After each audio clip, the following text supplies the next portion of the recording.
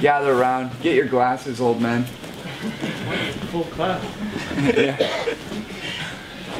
It's the video analysis. So, I figured I'd present an interesting class today where I just kind of show you what I go through when I watch matches. Because if you only let Jiu-Jitsu exist within these four walls, you're not going to be very good.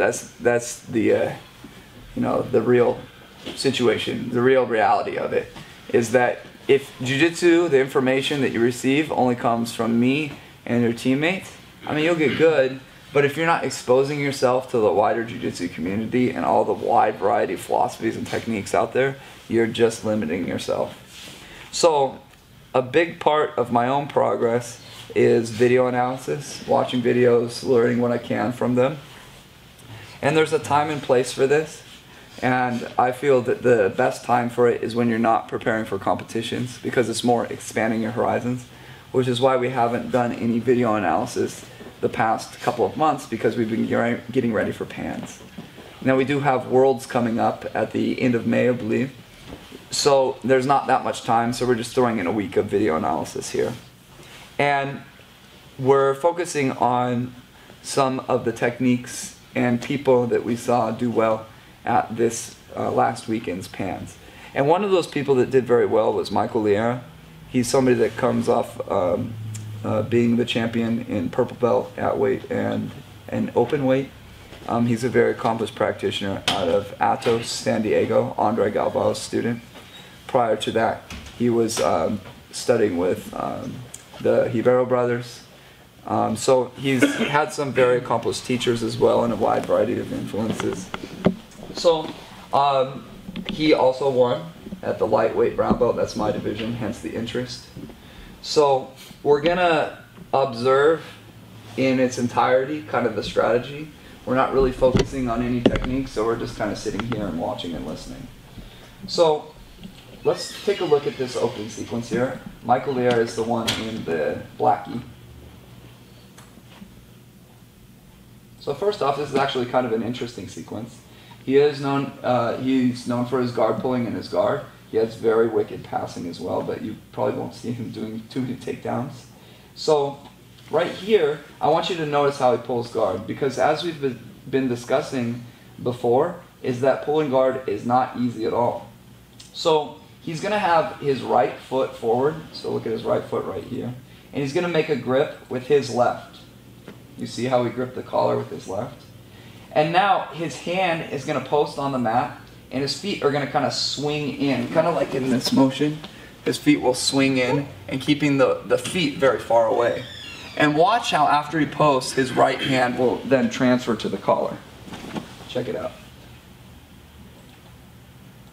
So he pulled himself into the De La Hiva with the foot on the bicep, and he switched the collar grip. So now his right hand is grabbing the collar. And because it's hard to make any other grip in this particular moment, what's generally going to be there is the ankle. So this is with this type of guard pull, the collar and ankle De La Hiva is going to be a very common starting point. I want you to watch, because he hides his legs very well. Let's say you wanted to try and do a foot sweep for 2 points. It's going to be a little bit challenging. So let's take a look. You see how the legs were very far back as he's pulling guard? He's kind of scooping his way into it. Left, right, ankle. Now, the primary options when you have this style of guard is the berimbolo. So you see how he's getting the best angle that he can this way with his head. That is trying to get his hips onto the mat, so he can then invert and work the berimbolo. So using actually the momentum of the guard pull is possible when you pull this way, because you can kind of spin into position and use that initial momentum, the initial kind of oomph of the position, to maybe get the angle to put the guy's hips on the ground. So let's observe a little bit more. Now I'd like to talk a little bit about his guard and what I've noticed. You guys will be very familiar with the techniques of his guard, and that's just by coincidence, and it's because of our similarities in how we play and our approach that has me taking an interest in him. He's a little bit more eclectic than what I teach. He'll kind of rotate between the grips and positioning. And the theme that we'll have here is that he uses the open guard to set up the closed guard. So I think in this moment, he's not focusing on going crazy on his attacks, and he's waiting for his moment to close the guard. So let's take a look. Trying to work the berimbolo. Now look, right here, he actually probably tried to get the closed guard. Check it out. Or generate some options for himself. Just before that, watch his left leg, because if he can separate with his knee, his opponent's elbow and his knee, and he can jam his leg up in that distance, sure, he has the potential to triangle, but there's also, easier than the triangle and the omoplata, is the closed guard. And omoplata would be difficult without controlling this sleeve right here. And that sleeve would have been difficult to grab right off the guard pull, because it can be anywhere. It's really hard to grab that sleeve right in the opening moment. So take a look right at his left leg, right there. Did you see it? He tried to maybe penetrate that elbow and knee connection for just a moment. Watch again right now. So it didn't quite work the way he wanted. What do you guys notice right as I paused that? Yeah, he switched guards. This seems like a small switch, but it's not a small switch. When you switch to collar and sleeve de la Hiva with the foot on the bicep, that's a different set of options that are available to you. Unlike the ankle and the collar de la Hiva, which is mainly berimbolo, this one is mainly triangle, pulling your hips up off the ground, controlling the elbow and knee connection by penetrating that in with the knee and shooting the leg over for the triangle, and also omoplata.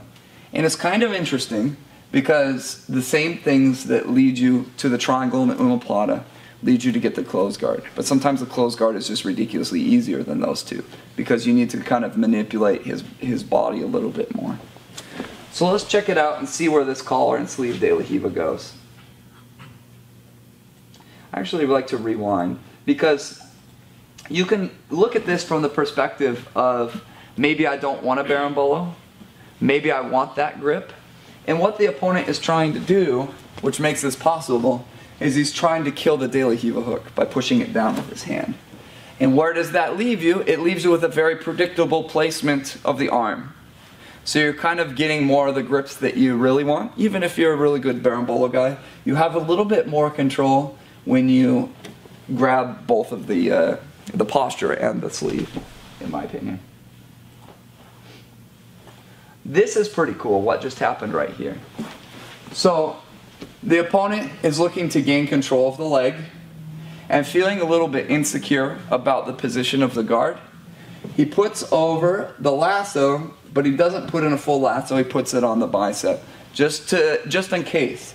Because if he tries to blitz pass on this side, he is able to extend the foot on the bicep and make space and return to the guard. So let's take a look at that. It's something that we've taught a number of times. We'll back it up a little bit. Right there. You could see that he felt just a little bit insecure, just for a moment, and that's why that lasso went in. One more time, backing up just a hair more. There's the grip. He made the grip, or the lasso, right after the grip, which is the most critical time. Because if you make the grip, that's when it's like not quite in or something like that. That's when he's going to move during the transitions. So when he returned back, let's take a look when he returned back. Right now, there's an option for omoplata triangle again. Now his opponent is trying to strip his grip. This is a good thing to do. He's trying to strip his grip, but look at his grip right here. He wants his grip higher to break the posture, but there's also an advantage here in that the lower grip is harder to strip. Goes for standing too. If the guy grabs your gi right here and you try and strip that grip, it's going to be a lot harder because the gi moves more. When it's higher, it doesn't move very much. Same thing from the closed guard. You try and strip the grip to take the arm across. It's a lot harder to strip here because the gi just kind of goes for a foot before it even catches. And then you already kind of have your arms extended. So it's a catch-22, but in general, you're going to want your arm higher. So this is a little bit problematic because the opponent is starting to get posture. Because you can do leg drags easier and all that jazz. Let's see how it unfolds.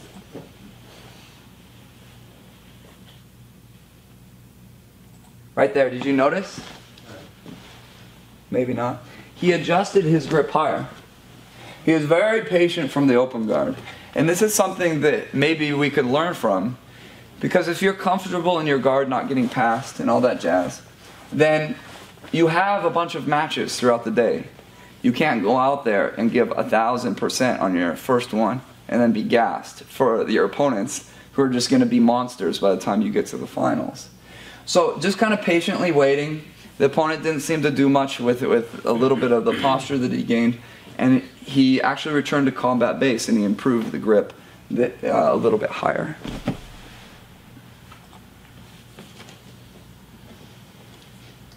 The opponent's trying to get control of the leg, which would be the right thing. The right thing to do here is to try and free the control he has of the foot on the bicep. And it's actually not on the bicep, but more on that in a second. Free the control that he has by circling your hand, getting control of this leg and stepping over it. That's going to be the main goal. But this is kind of interesting. When the guy's arm is really far away, instead of being on the crook of the arm, which he's not, you can go right to the shoulder. Because the important thing here is that you have some sort of pull, push in his posture to create the opportunities for yourself.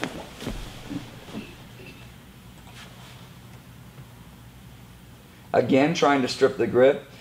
It's interesting because the hardest part of stripping the grip here is actually having both hands to strip the grip. Wasn't really too resolute about stripping the grip. I would have been freaking out to strip that grip personally, if I was able to grab it. So this is the most important moment of the match. Let's back it up. So here he's working to strip the grips.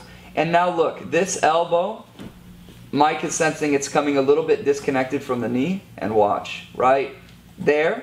He did his leg like he wanted to go into an omoplata. It wasn't there at all. And you use it to set up the close guard. And now the opponent can't move very well. So let's take a look at what his attacking weapons from the close guard are. Gonna get a reset. We'll skip ahead.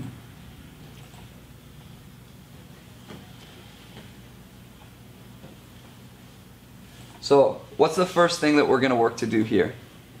Strip the grip. Strip the grip. Always strip the grip. Always strip the grip. If you break a guy's posture, then you just got a staller on top of you. You have to strip the grip and break his posture in a way that's meaningful. Like that's one of the things that drives me nuts at tournaments. It's just like, you grab his collars and break his posture. Well, then you got his elbows buried into your hips and you just got a staller on top of you, essentially, if he knows how to just keep his elbows tight. But if you strip his grip and cross his arm or something, and then you break his posture as a result, then you're doing something with the broken posture. I mean, there are people who pass the guard with broken posture. You have the Sao Paulo passes. You have all sorts of passes that revolve around being broken and kind of break the rules. Okay? So let's take a look. So what happens as he was working with the 2-on-1 to strip the grip? He stands and opens the standing and looking to open the guard. So Mike still has the cross grip here, and he's starting to underhook the leg. So he's working for the muscle sweep, or yeah, most people call that the muscle sweep or the underhook sweep. He's working for it. Now here, I actually think he's in a little bit of trouble if his opponent just continues to posture and strip the grip, because he has too much posture here. But let's see where it goes. He's able to return a little bit lower, but it's very challenging to do this sweep when your shoulder's off the ground. Even as this is one of my favorite sweeps. Even as somebody who's good with the sweep, if my shoulders come off the ground, I don't have enough power. If this grip goes and you strip the cross grip, you will not have enough power to do the sweep, in my opinion. Okay? So he senses the same thing, too much posture. So what he does is he returns to the arm drag. Look, he has full posture here. And he's using the arm drag to break the posture. I assure you that this is not easy. And I think at maybe the high level black belt it's not possible once he's in posture. Once the guy knows posture and knows how to stay from that locked in body position, I don't think it's going to be possible. I don't think it'll be possible in Hodger's, if Hodger stands and opens your guard, that it would be possible to break the posture. I've tried, it didn't work. Not that I'm anybody, but you have to feel it yourself to understand. So this is very similar. He's dragging the arm across and then using his legs heavy to break his posture down. It's something very similar to what I teach when you're stripping the grip, working to drag the arm across. That as he goes to stand, you like put all of your weight on his back and cross his arm to break his posture. And even if the arm doesn't end up crossed, he returns back to the seated position, which is kind of what we saw here, but I think it's a little bit too late. So here, working the 2-on-1 to strip the grip.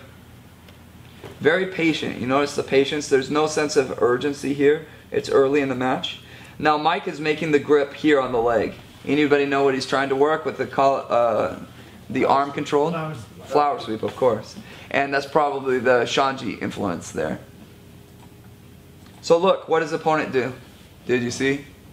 He extended his leg out to protect the sweep at that time. It's not my favorite counter at all, because having that leg up, just chilling there without standing up, is, I mean, the guy can use it to attack. My favorite is just to lean and make your butt real heavy on your ankle. You see the disconnect with butt and ankle? That's ultimately what makes the flower sweep, is because you kick him in the armpit. Let me use my hand, it'd be better. You kick him in the armpit right here to make his butt come off his ankle, and then you rip out the leg and then push him over. But the leg will be sufficient. I mean, it'll do its trick. I saw DJ Jackson, actually, Andre Galvo, in the closed guard. He made the flower sweep grips. He actually tried it. DJ just went a perfectly timed leg out, like he was dancing or something, and then it was just gone, moving on to the next thing. And that's the thing about the flower sweep. It would be hard to base your entire closed guard game around the flower sweep. It's too easily countered. If I say, hey Mikey, I'm going to do the flower sweep, and then Mikey knows, hey, lean the weight or post the leg or whatever his counter is, it's going to be very tricky to get anything going from that position. The arm drag is a little bit different. Hey Mikey, I'm going to drag your arm across. It doesn't matter as much, because you can still do it when he knows it's coming. Okay. So let's continue onward.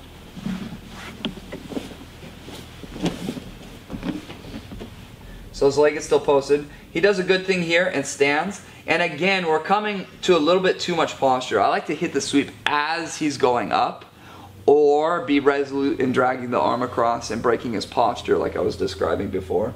It's going to be very hard to get with the shoulder off the ground, but he's able to break the posture back down. Again, that's something that I think with somebody that has extensive experience standing and opening the guard for 10, 12 years, I don't think that you're going to get that opportunity, but that's just my opinion. So here, he's trying to lift his leg to step out. It causes him to fall. Mike almost tries to do a hip bump sweep type combination here. Here, if this underhook goes, maybe you can get to the back. Maybe you can just hip bump him over to mount, and returns back to the closed guard. He's locking his hands together. Notice the patience. There's not any sort of sense of urgency.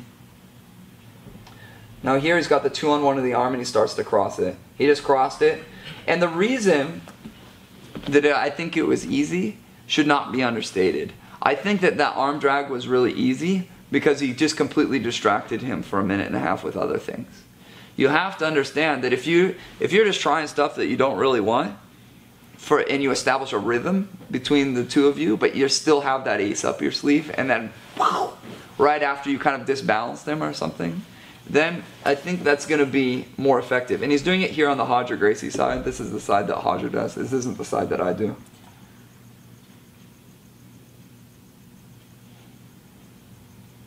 So here, getting the grip deeper with the right hand. He's trying to remove the hook. Spins on over and takes to the back. And he ends up finishing from the back. So I would like to watch that whole two minutes on its own, and just so you get a sense of the pacing of it. I won't stop it. I say that now, but I probably will. Guard pull. Working berimbolo game. Guy's hand becomes accessible. Right there, he tried to get a closed guard. Guy's hand becomes accessible, controls the collar. Leg lasso to control the pass. Back to collar and sleeve, foot on the bicep. Tries to strip the grip. Keeping the foot on the bicep, that's very important. Grip goes higher into the collar. Guy's trying to gain control of the leg, doesn't feel that he has control. Works to strip the grip again. Elbow and knee connection comes a little bit off. Pulls the closed guard. We'll get the reset in the middle. Working to strip the grip with a 2-on-1. Guy grabs a sleeve and stands and opens the guard. Gets pretty good posture. He uses the arm drag to break his posture, pulling down on the arm and his legs. Back in the arm drag situation, which is what I think he really wants.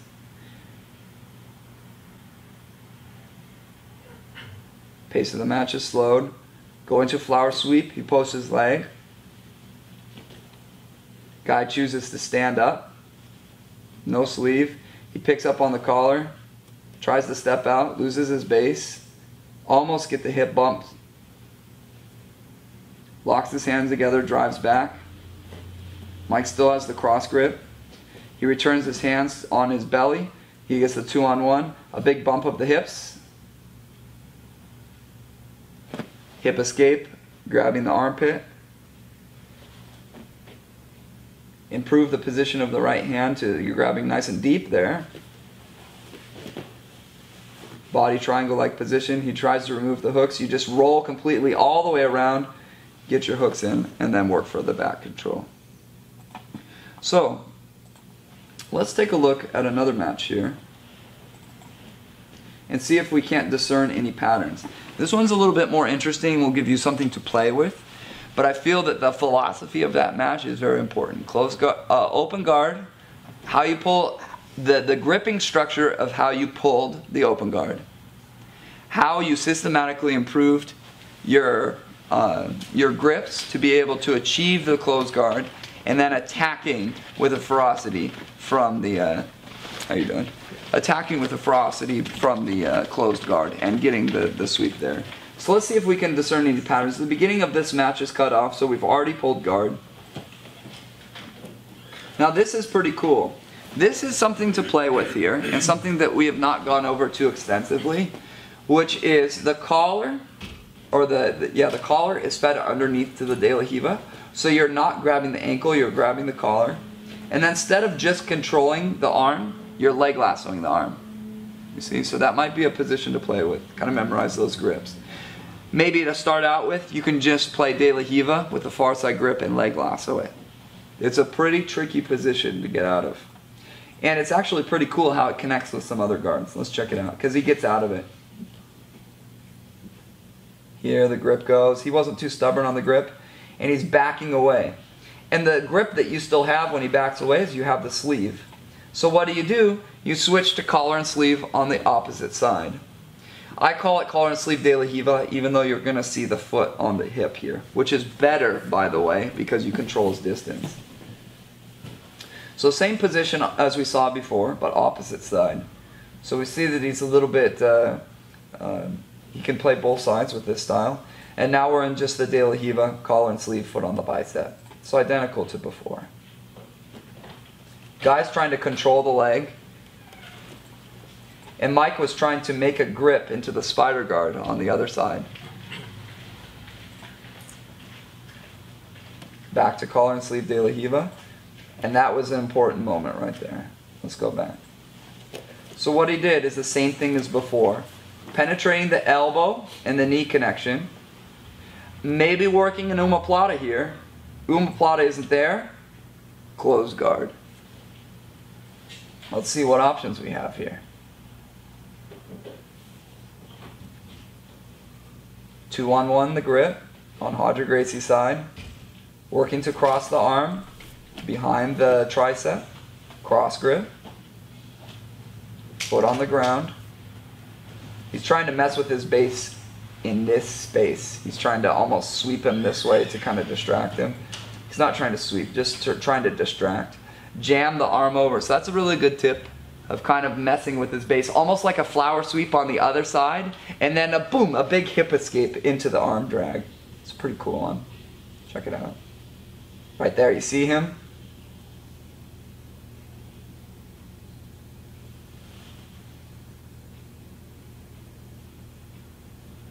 So look, when the guy posts this leg, when you drag his arm, you can use that as a climbing tool.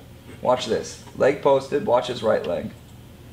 You see how you can use it to push down if needed? You can even put your foot there. Now this is really important. Feeding the grip all the way around. When the grip is fed, you're in some serious trouble. Very, very serious trouble. Because you have the back take that's easy and the sweep that's easy. And then here. In case you're curious, he ended up... actually, it might be worth looking at. The guy, as he's getting a choke, turns on top. Let's take a look at it. He ends up turning on top, which is particularly interesting because you could get this same position from the arm drag. So this combo can exist from the arm drag as you're taking the guy's back. Instead of grabbing around the armpit, you can reach and grab the collar and work a choke. The choke wasn't there though. Watch as he turns on top. Because look, the arm is dragged across, you see. So he's going to time Roch's right leg. And 3, 2, 1, and go is the triangle. So you use him defending the choke to go to a triangle. He ends up sweeping to the mount and getting an armbar from the mount, from the mounted triangle. So let's take a look. One more match. See what we